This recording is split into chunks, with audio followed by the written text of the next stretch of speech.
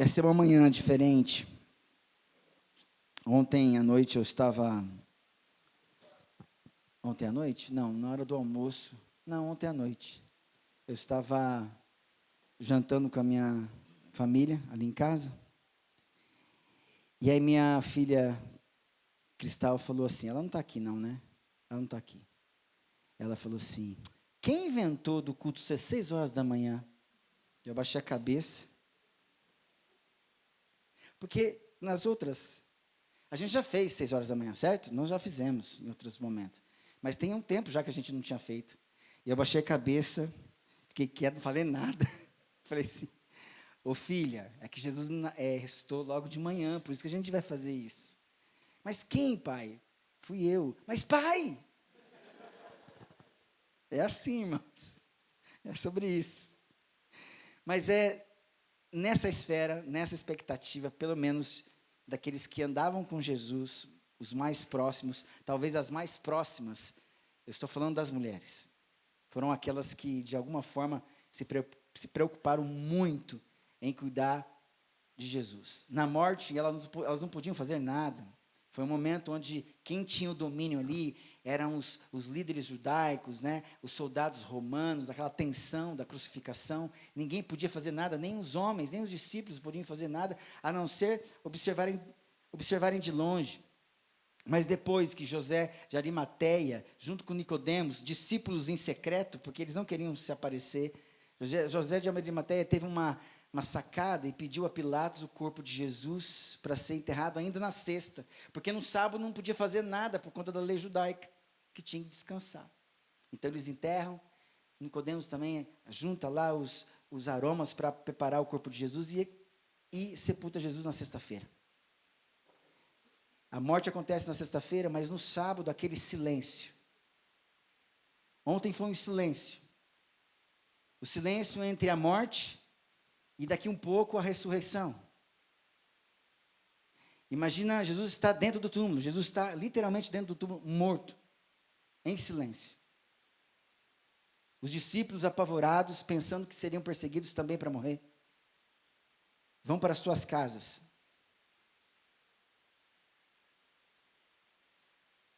Poucos, talvez quase ninguém, entendeu o que Jesus havia falado, vinha falando na caminhada com os discípulos, que ele iria sofrer, que ele iria ser traído, que ele iria ser preso, que ele iria morrer, mas que no terceiro dia que ele ia ressuscitar.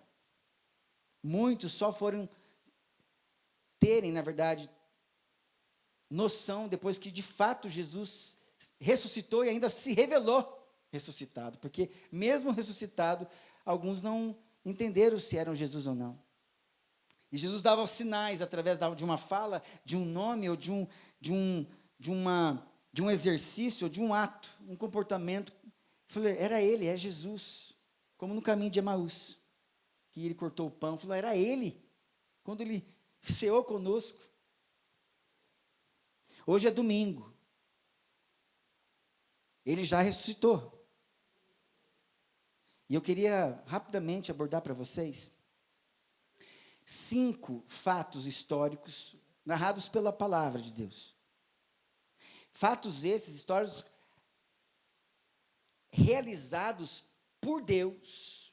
Porque todas as outras coisas, o desprezo, a perseguição, a inveja, as tramas, as manipulações, as articulações, os bastidores, a prisão, a traição, as chicotadas, o prender na cruz, o matar na cruz, tudo isso foi feito pelo ser humano. Os personagens ou os coadjuvantes da parte maldosa foram feitos pelos seres humanos. Tudo pela permissão de... Eu quero trabalhar nessa perspectiva. Permissão e direção. A morte foi a permissão de Deus, mas não a aprovação de Deus. Deus não aprova a morte. Não obstante, teria que acontecer um sacrifício. Nunca foi a proposta de Deus a morte, haja vista o que foi proposto no Jardim do Éden. comam de tudo, menos da árvore do conhecimento do bem e do mal, porque o dia que vocês comerem, vocês vão morrer.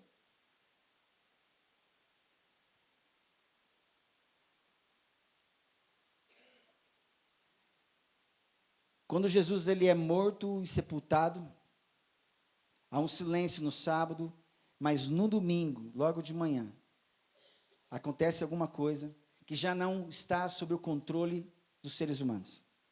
Ainda assim, mesmo sepultado, os líderes judaicos disseram, olha, coloquem guardas ali, para depois eles nos dizerem, os discípulos, que alguém removeu a pedra ou roubaram o corpo de Jesus. Então eles colocaram uma pedra. Interessante que os túmulos daquela época, do jeito com que Jesus foi sepultado, e diz o texto que José de Arimateia tinha cavado um buraco numa rocha, e depois colocado uma pedra. Esse tipo de túmulo era só feito e possível para quem tinha uma aquisição financeira elevada. Porque todos os outros eram enterrados em buracos.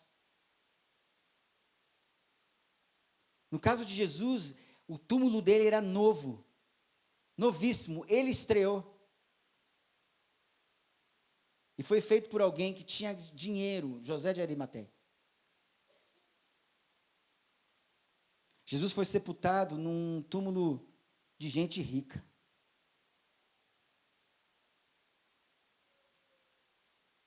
Mas vamos aos fatos. Eu queria só dizer sobre o tema da nossa mensagem.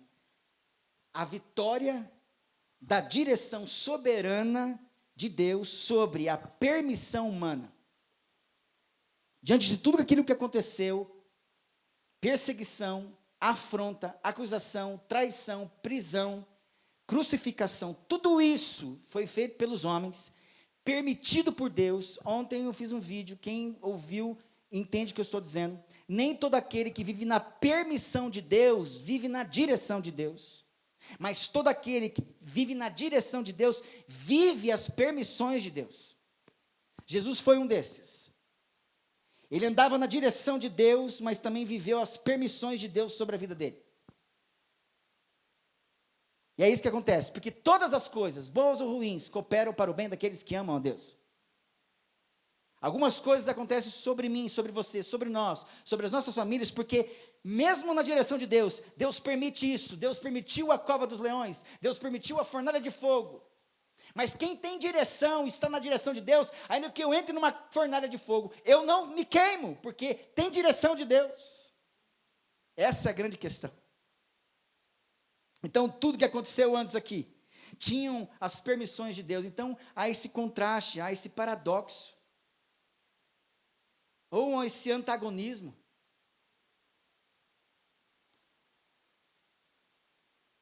A ressurreição revela que, embora Deus tenha permitido o mal da cruz, Ele sempre dirigiu soberanamente para a vitória em Cristo. Você vai ver a todo momento dizendo que apesar do mal, Deus está no controle. Que apesar do mal, Deus está no controle. Cada fato da ressurreição manifesta como Deus, em sua soberania, permitiu o pecado, mas dirigiu tudo infalivelmente para o cumprimento do plano eterno da redenção. Permissão e direção. O que guia a sua vida? Na permissão, você escolhe as coisas que você quer. Deus não aprova isso e nós colhemos as nossas consequências. Não obstante, Deus, porque permitiu, também tem os limites dessa permissão. Então, por isso que você não é consumido, por isso que as misericórdias do Senhor são a causa de nós não sermos consumidos. Então, você é preservado apesar das suas escolhas de querer viver dentro da permissão de Deus. Diferente daquele que vive na direção de Deus. Daquele que é guiado por Deus. Entendam isso, a diferença? Deus permitiu, mas é a aprovação de Deus? Tem o dedo de Deus? Tem a vontade de Deus nisso? A cruz não foi um acidente da história. nem a ressurreição, uma simples reação divina ao sofrimento de seu filho. Nos evangelhos, vemos com clareza que tudo o que aconteceu na morte e ressurreição de Cristo aconteceu sob o olhar atento e soberano de Deus. É nesse ponto que distinguimos dois aspectos fundamentais do agir divino: a permissão e a direção.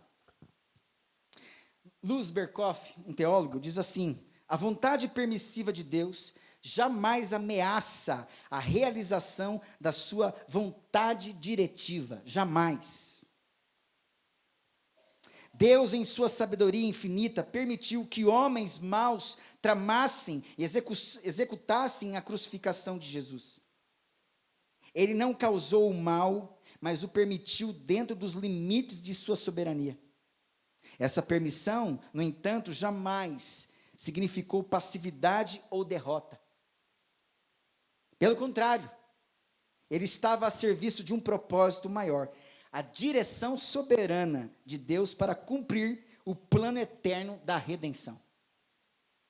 Como afirmou o apóstolo Pedro em Atos, olha só o que Pedro falou em Atos: que Jesus foi entregue pelo determinado conselho e presciência de Deus. Olha só, quando vocês acham que vocês estão matando meu filho, escorraçando meu filho, traindo meu filho, e foram vocês que fizeram isso mesmo, vocês fizeram isso, não obstante, eu já tinha um plano de entregá-lo como o Cordeiro de Deus que tira o pecado do mundo.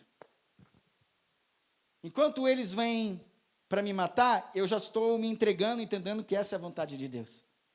A entrega. E Deus permite toda a maldade. Se todas as coisas cooperam para o bem daqueles que amam a Deus, daqueles que são chamados segundo o seu propósito, próteses, antes, teses, lugar, então qualquer coisa boa ou ruim tem antes um lugar na minha e na sua vida para acontecer, e ela, por mais que seja má ou boa, ela supre uma necessidade. Próteses é isso, meus irmãos. Quem não tem uma perna e precisa de uma prótese para andar, vai começar a andar porque não tinha antes, agora tem uma prótese, agora começa a andar. Então isso supre o movimento da pessoa. E o que Jesus faz, cumprindo o propósito de Deus? Ele supre uma necessidade que nós não íamos conseguir, a salvação. Então Jesus vem para suprir uma necessidade para nós, diante de Deus. Para não deixar uma igreja manca, insuficiente, incapaz de se salvar. Ele entra como um pedaço de dente que vai formar a sua arca dentária para você voltar a dar um sorriso bonito. A prótese, o propósito, antes um lugar. Jesus tinha antes um lugar. Os acontecimentos de maldade sobre Jesus tinham antes um lugar. Reservado para acontecer na vida dele. Permitido por Deus e também para cumprir os propósitos de Deus. Foi entregue pelo determinado conselho e presciência de Deus. Embora tenha sido crucificado por mãos de homens iníquos, isso nos mostra que a cruz não pegou Deus de surpresa, foi o palco da obediência do Filho e do cumprimento do plano eterno do Pai. Nos evangelhos, cada detalhe da paixão e da Páscoa, do silêncio do Getsêmani, a pedra removida do sepulcro, revela que Deus estava dirigindo cada passo, mesmo enquanto permitia que o mal se expressasse. A morte de Cristo foi permitida, mas a ressurreição foi dirigida. O sofrimento temporariamente tolerado, mas a glória foi eternamente decretada. Essa tensão, essa crise entre o que Deus permite e o que Ele dirige, nos convida a uma confiança profunda. Mesmo quando não compreendemos os caminhos da dor, podemos descansar na certeza de que no final da história é escritos pelas mãos de Deus. Quem está sofrendo aqui não precisa levantar a mão. Mas se você está sofrendo, algumas coisas estão sendo permitidas sobre a minha e a sua vida, e algumas coisas estão sendo dirigidas para alcançar o propósito de Deus na sua vida. Então, aguente, a fornalha não vai sapecar você. A cova dos leões, os leões não vão comer você, mas você vai estar lá dentro, vigiando, e Deus está te protegendo em nome de Jesus, amém? Deus está no controle. Assim como um maestro, estou vendo aqui, parece uma orquestra. Assim como o maestro permite que certos instrumentos entrem em momentos de tensão para conduzir a harmonia final, Deus permite o mal, mas orquestra todas as notas em direção à sinfonia da redenção. O maestro tem o controle de tudo. Se ele vem enxergar algum instrumento que está fora do lugar, ele repreende. Mas se ele manda alguma coisa, ele manda um sinal, então entra, porque vai fazer parte da sinfonia, da sincronia e da sintonia. Então Deus permite.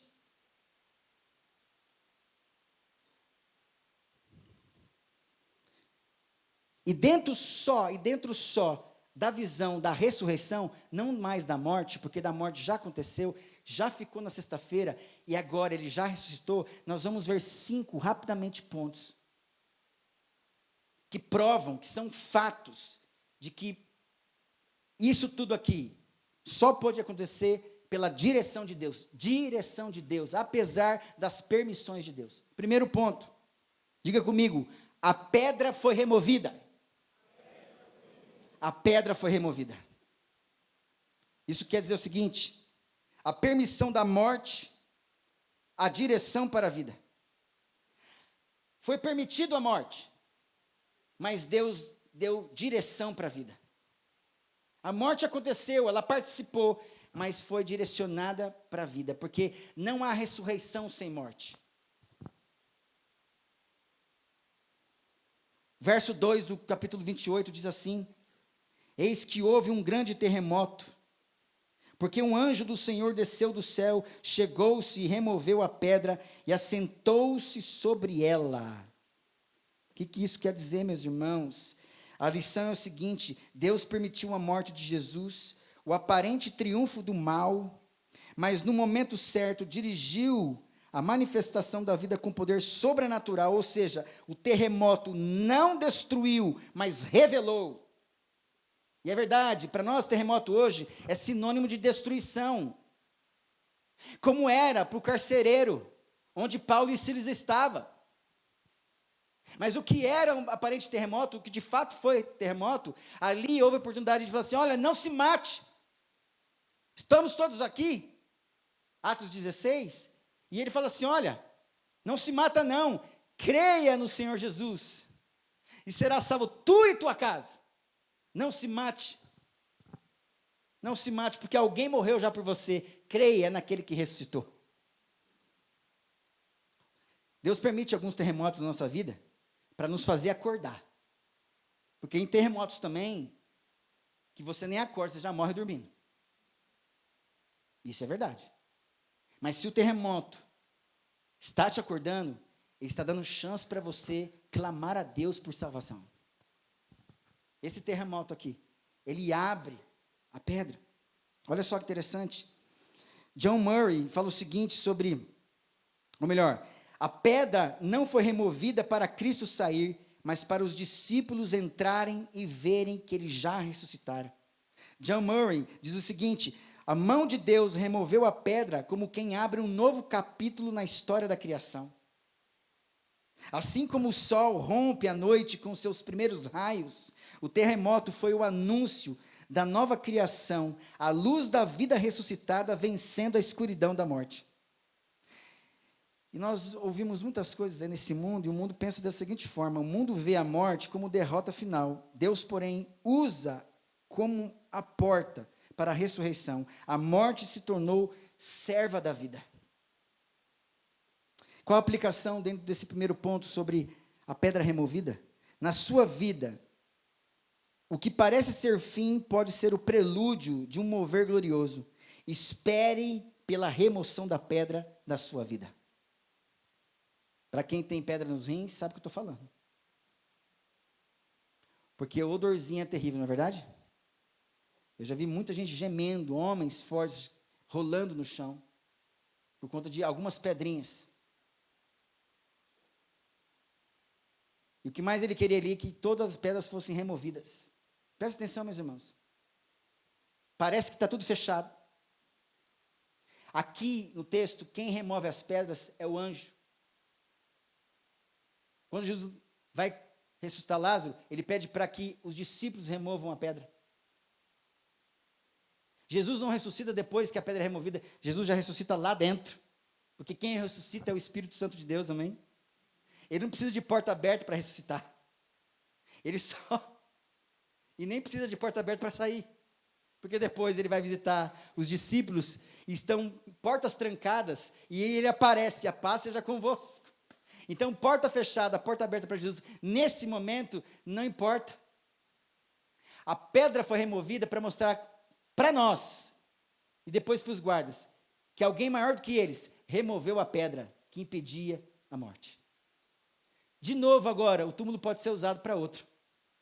Mas para esse aqui, ele só dormiu um pouquinho, porque ele ressuscitou.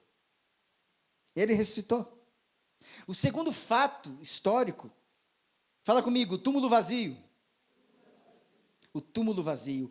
A permissão da aparente derrota, a direção da verdadeira vitória. Simão Pedro entrou no sepulcro e viu os lençóis, ali o lenço que estivera sobre a cabeça de Jesus, não com os lençóis, mas enrolado à parte. Olha que interessante. João 20, 6 e 7. Deus permitiu que o corpo de Cristo repousasse no túmulo. Um breve silêncio entre dois grandes atos, a morte e a ressurreição de Jesus. Dirigiu esse repouso para tornar o túmulo um palco da vitória, não um fim. Spurgeon diz o seguinte: o sepulcro vazio é a maior pregação que o mundo já ouviu. Ele ainda ecoa. O túmulo vazio é a maior pregação. Hoje, ele ainda ecoa. O túmulo vazio é como um recibo carimbado com o tema: pago na cruz. A dívida do pecado foi quitada. O mundo pensa da seguinte forma sobre isso. O mundo tenta negar ou reinterpretar o túmulo vazio, mas os detalhes minuciosos do relato bíblico reforçam a veracidade histórica da ressurreição. Aplicação dentro desse segundo ponto sobre o túmulo vazio. Há evidências claras para a fé cristã. Creia, nosso Deus não esconde suas obras, ele deixa vestígios da vitória.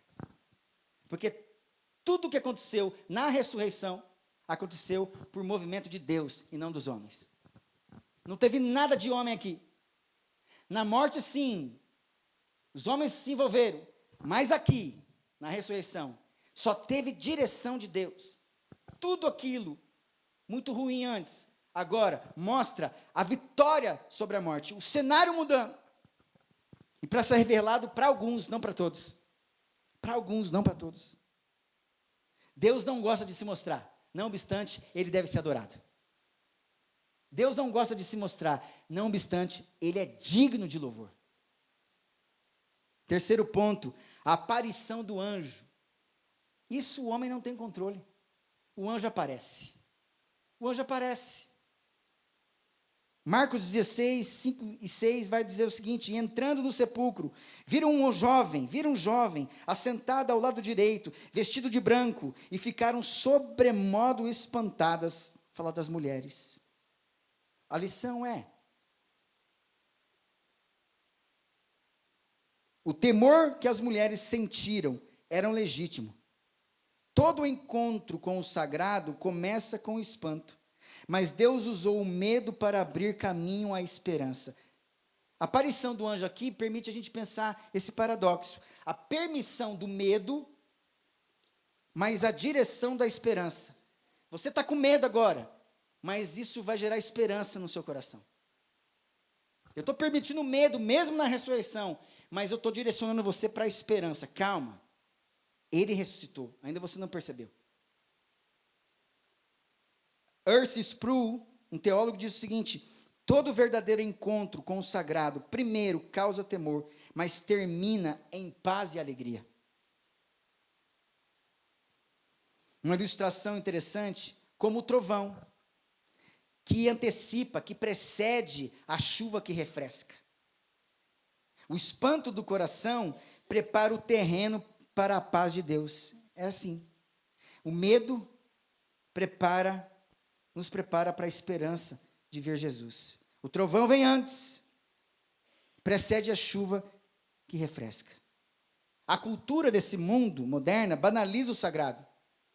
A Bíblia, ao contrário, revela que o temor do Senhor é o princípio da sabedoria.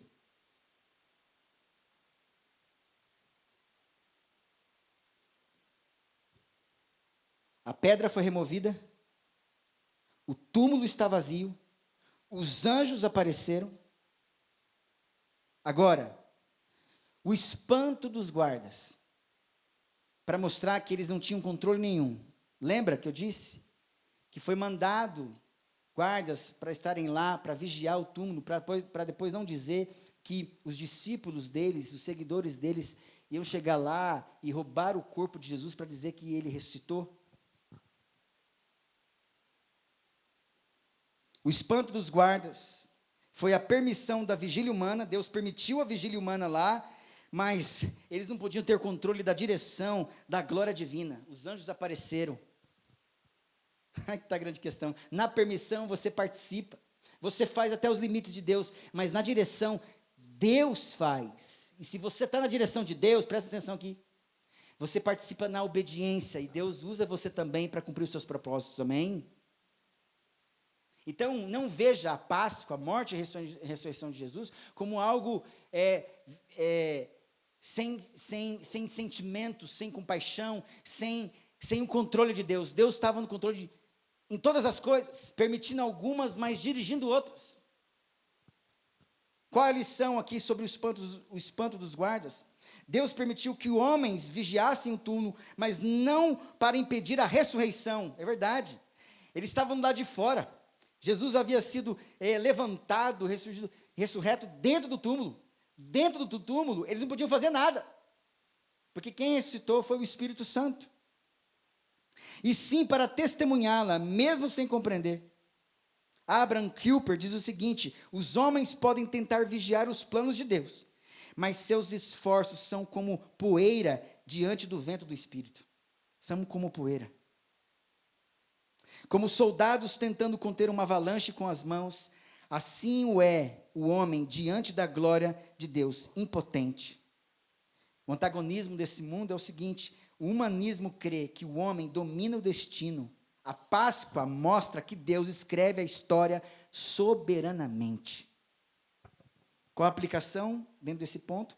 Quando os homens parecem estar no controle, olha aqui, quando os homens parecem estar no controle, lembre-se, Deus reina, sua glória não pode ser contida, não pode ser contida.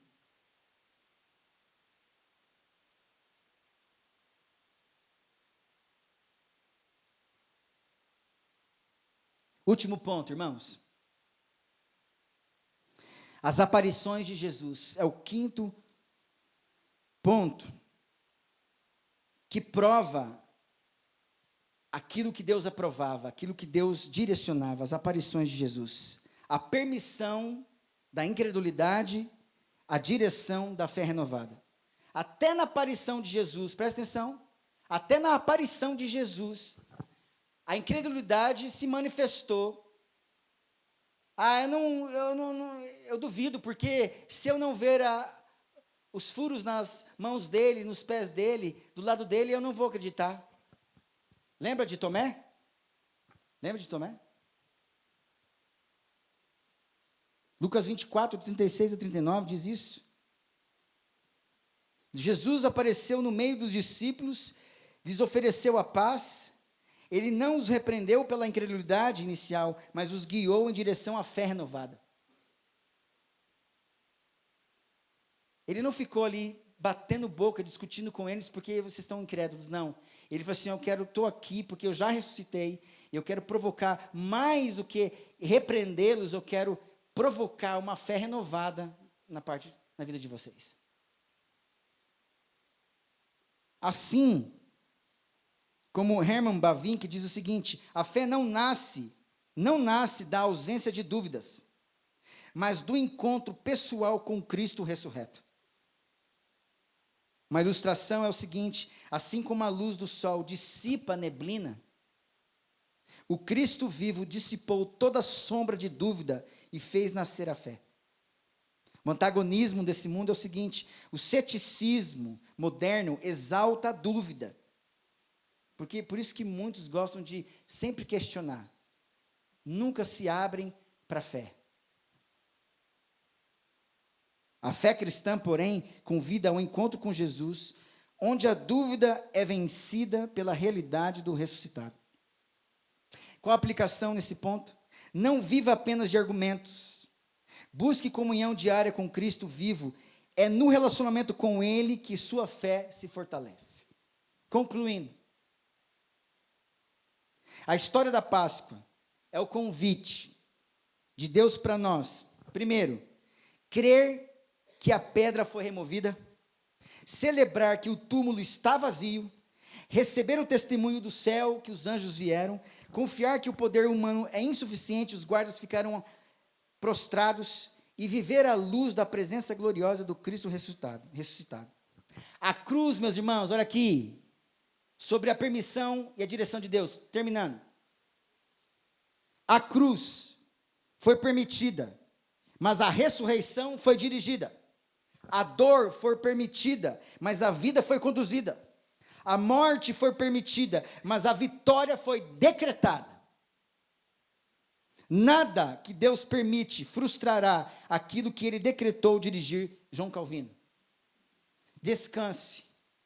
Mesmo quando não compreendemos as permissões de Deus, podemos confiar totalmente na sua direção soberana, perfeita e amorosa. Cristo ressuscitou. Verdadeiramente ressuscitou. Aleluia. Amém? Eu quero só ler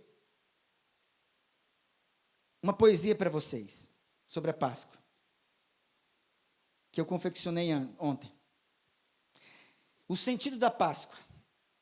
Qual é o sentido da Páscoa, afinal? Será só chocolate num ritual comercial? Não posso deixar que o doce do ovo roube de Cristo o real renovo. Cristo não pode ser mercadoria, Ele é vida, Ele é luz, é eterna alegria. Páscoa não é sobre o que se recebe, mas sobre o amor que Ele nos escreve. A Páscoa, a palavra Páscoa quer dizer saída. Foi a libertação, a nova vida. Mas hoje parece que coração precisa sair da prisão, do consumo em vão. Percebe como o comércio se mete? Sempre que Jesus é o que a data promete? É como se quisessem cobrir sua luz, fechar a cortina, esconder Jesus. Coelho não bota ovo, isso é sabido, mas o mundo insiste num sentido perdido. O poder da Páscoa não está no coelho, está no cordeiro, puro e belo espelho. Na Páscoa, a morte não foi do coelho, mas o sacrifício do cordeiro. Não é sobre presente, ovos ou brincadeira, mas sobre Cristo, nossa Páscoa verdadeira. A graça não é só no nascimento, mas na cruz, no mais forte momento. Não foi ao nascer que Ele nos deu vida, mas ao morrer nos deu a saída. A Páscoa não é a morte como um acidente, mas para revelar Cristo eternamente presente. Então, não deixe que o ovo ou o chocolate tire de Cristo a doçura e o destaque. Porque a verdadeira Páscoa, com certeza, é Jesus, o Senhor da nossa mesa. Aleluia. Aleluia. Uma salva de palmas para o Senhor Jesus Cristo.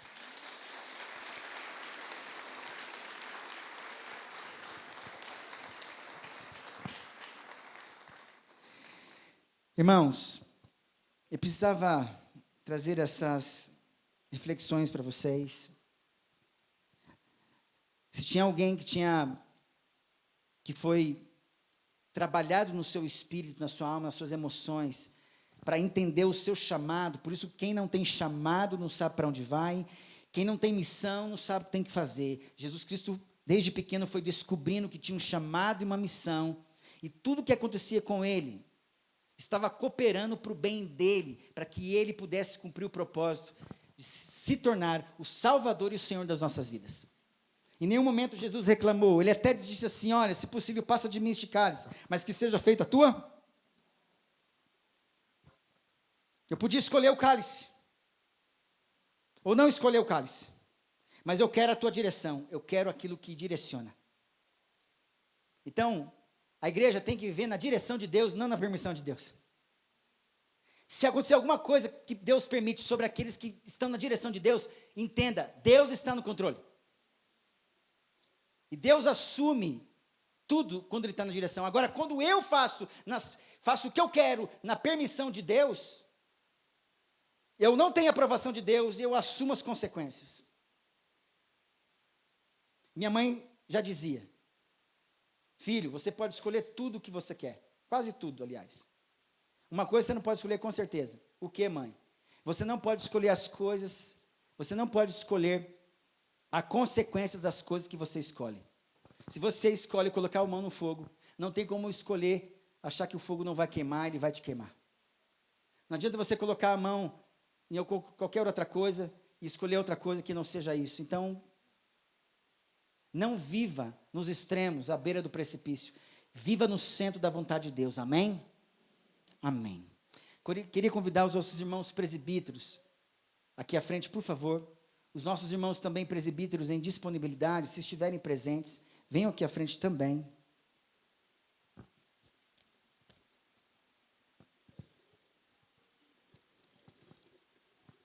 Nós vamos participar da ceia do Senhor. Os nossos irmãos presbíteros. Quer subir aqui? Pode vir. Cabe aqui, ó. Vem, pode vir. Pode vir. Melhor não? Os irmãos não querem subir. Melhor não. Vocês têm a minha permissão.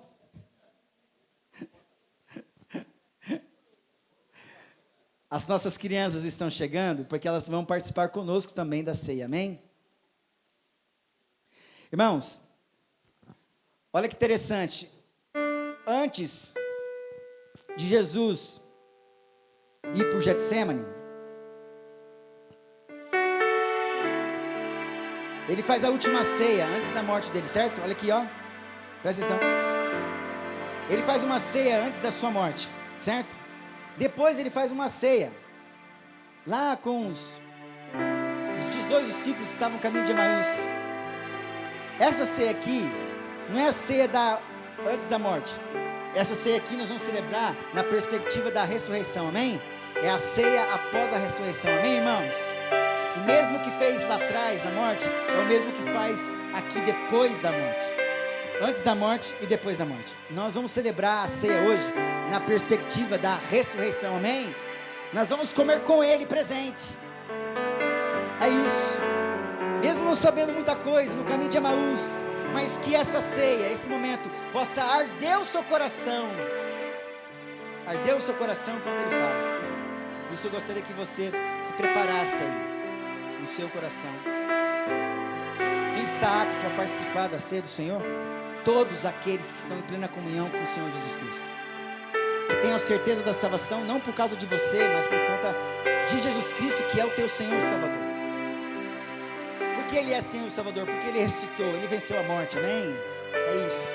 Então, nesse momento, nós vamos pedir ao presbítero Marvulo que faça uma oração de consagração dos elementos ao nosso Deus.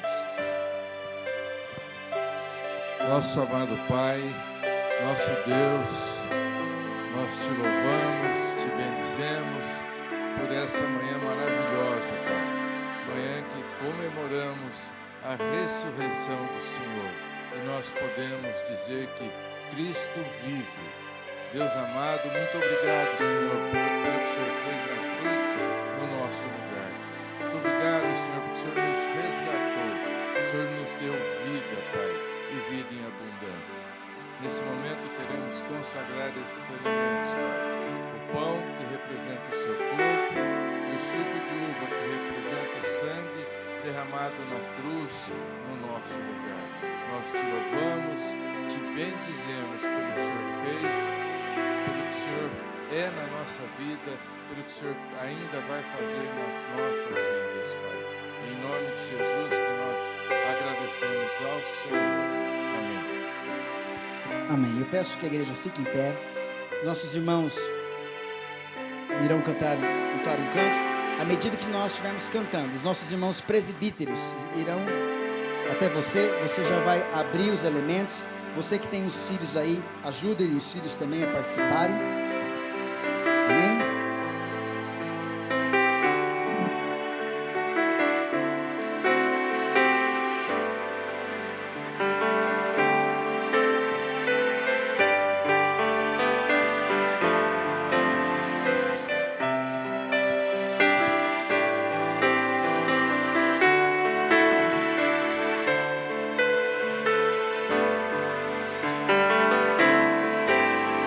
de cruz se erigiu, belo dia fugiu, como emblema de afronta e de dor.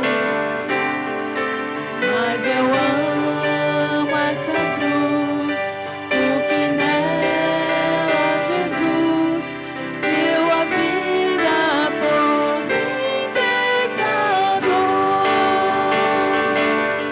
Sim, eu sempre amarei essa cruz, seu triunfo, meu gozo será. Pois um dia, em lugar de uma cruz, a coroa Jesus me dará. Desde a glória dos céus, o Cordeiro de Deus, ao Calvário humilhante baixou. Tem a cruz para mim, atrativo sem fim, porque nela Jesus me salvou. Sim, eu sempre amarei essa cruz, seu triunfo, meu gozo será. Pois um dia, em lugar de uma cruz, a coroa Jesus me dará. Pela cruz padeceu, desprezado morreu, meu Jesus para dar-me o perdão. Dei a glória, provei para mim todo bem, nela real salvação. Sim, eu sempre amarei, sim, eu sempre amarei essa cruz, seu triunfo, meu gozo será. Pois um dia, em lugar de uma cruz, a coroa Jesus me dará. Eu aqui com Jesus, a vergonha da cruz, quero sempre levar e sofrer. Quando Cristo voltar para aqui me buscar, sua glória irei receber. Sim, eu sempre amarei essa cruz, seu triunfo, meu gozo será. Pois um dia, em lugar de uma cruz, a coroa Jesus me dará.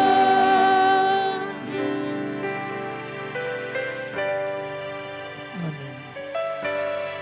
Alguém foi esquecido na distribuição? Esquecido não, na verdade, alguém ficou sem, porque se alguém tá, o pessoal do louvor, ainda tem um restinho aqui. Não tem problema, porque é ceia, aqui tem pão e tem suco também. A gente ia fazer com o que tem aqui. Ah, vai dar certo, tá aqui, então não tem problema. Queridos, essa ceia é a ceia da ressurreição já, né? Mas mesmo na ceia da ressurreição, às vezes os discípulos estão com os olhos fechados, não reconhecendo o Mestre, como aqueles dois no caminho de Emaús. Jesus já ressuscitado, caminhando com eles, pergunta do que está acontecendo e eles ainda zombam de Jesus, né? Só o Senhor não sabe o que está acontecendo aqui. E eles falam até no passado, né? Que Jesus era o que dizia que seria o profeta, mas ele morreu. Mas o interessante dessa passagem é que, mesmo quando nós, discípulos, estamos com os olhos fechados, mesmo quando nós, discípulos, não reconhecemos Jesus na caminhada, Ele não deixa de caminhar conosco. Ele está do nosso lado o tempo inteiro. E aí quando Ele faz que vai passar, eles convidam: não, fica com a gente, ainda não reconhecendo Jesus, mas fica com a gente mais um pouco, fica com a gente, já é tarde. E aí quando eles vão ceiar, Jesus parte o pão, da mesma forma que Ele tinha feito na última ceia. E quando Ele dá graças, talvez Ele não tenha dito: esse é o meu corpo que foi entregue por favor de vós, mas ali em Lucas capítulo 24 diz que quando Ele partiu o pão e deu graças, os olhos deles se abriram. É nesse momento de comunhão que nós podemos ver Jesus de fato. É nesse momento de comunhão que Deus se revela a cada um de nós. Então que essa ceia, na ceia da ressurreição, eu não sei como é que você está com Cristo, eu não sei como é que está a tua vida devocional, eu não sei como é que você chegou aqui, mas eu quero dizer para você que agora, quando a gente vai celebrar essa ceia, os teus olhos espirituais podem ser abertos para uma nova realidade espiritual, para uma nova vida 2025, para uma nova realidade de fé, para um novo momento da tua vida espiritual. Então nós vamos fazer isso. Da mesma forma, Ele tomou o cálice, como diz já em 1 Coríntios, e disse: esse cálice é a nova aliança do meu sangue. E nós podemos celebrar hoje também na perspectiva da ressurreição, porque o sangue derramado na cruz é o nosso perdão dos pecados, é a nossa garantia de perdão. O sangue derramado na cruz é a nossa garantia de nova vida, de continuidade. E nós vamos fazer isso então pela fé. Você pode pegar um pedaço do seu pão. E agora, em nome do Senhor Jesus, vamos ter os nossos olhos abertos juntos.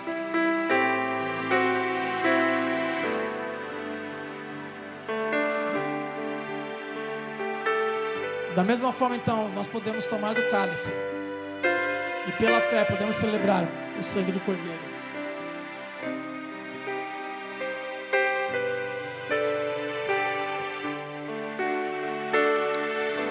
Glória a Deus. Aleluia, Jesus. Obrigado pela tua morte, obrigado pela tua ressurreição. Pai, obrigado porque o Senhor não ficou morto naquela cruz, porque senão nada disso faria sentido. Se o Senhor tivesse ficado morto naquela cruz, não adiantaria nada toda essa decoração, todo esse ensaio para as canções, acordarmos tão de madrugada. Pai, mas tudo faz sentido porque o Senhor venceu a morte. Tudo faz sentido porque o Senhor ressuscitou. Tudo faz sentido porque nós podemos orar ao Senhor, cantar ao Senhor, e o Senhor está nos ouvindo agora. O Senhor está aqui nesse local. Por isso nós te louvamos, nós glorificamos o teu nome, nós exaltamos o teu nome pela morte e ressurreição do Senhor Jesus, que nos traz vida hoje. E agora, Deus, com essa comunhão, participando dessa ceia, que o Senhor abra os nossos olhos espirituais, que o Senhor nos traga para uma nova realidade de vida, de fé, de devoção, em nome do Senhor Jesus. Em nome do Senhor Jesus é que nós te adoramos, para a honra e glória do teu santo nome. Amém e amém. Amém, queridos? Você pode se assentar, e agora nós teremos uma apresentação muito especial das nossas crianças.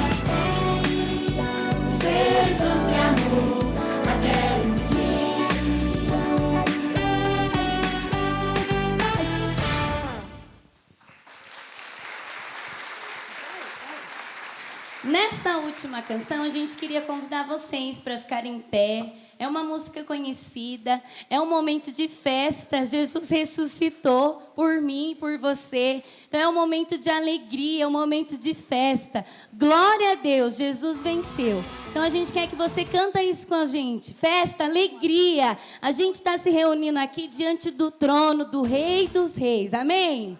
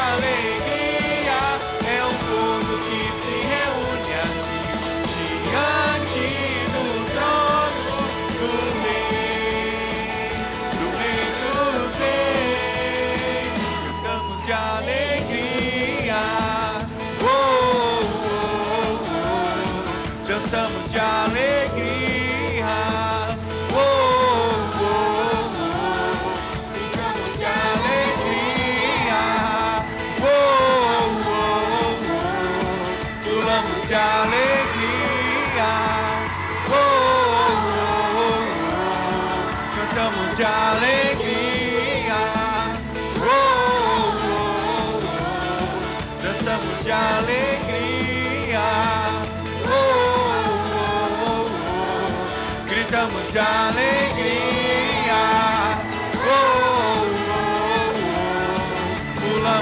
alegria.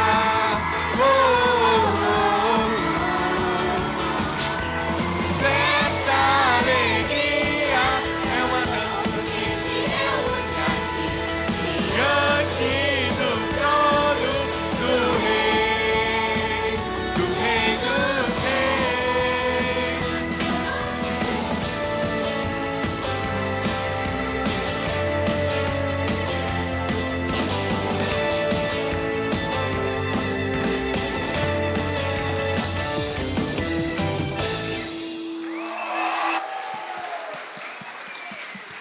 Nós te amamos, Jesus. Is where I have no will. I think it's better to pray, 'cause what we have is real. I gotta pray, pray,